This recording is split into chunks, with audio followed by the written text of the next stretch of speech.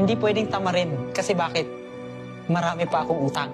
Hindi pwedeng tamarin kasi bakit? Mahirap pa kami. Hindi pwedeng tamarin kasi bakit? Hindi ko pa nakukuha yung pangarap ko. Para sa sarili ko, para sa pamilya ko. Hindi pwedeng tamarin.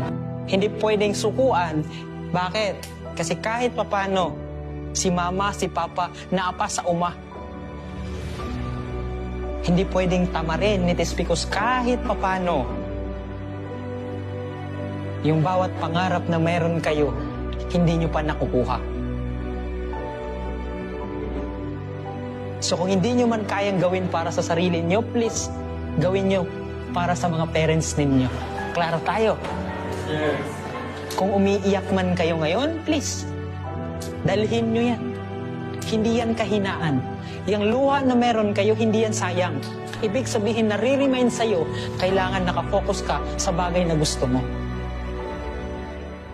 This 2024, please lang. Mahirap man siya, i-judge ka man, pero tanungin mo yung sarili mo. Kapag ginawa ko ba to, mapiplease ko ba sila? Kapag hindi, okay lang. Pero tanungin mo ulit sarili mo. Kapag ginawa ko ba to, magde-develop yung sarili ko para sa mabuting version na ako? Pag oo, gawin na. Because by the end of the day, may taong magiging ayaw sa inyo.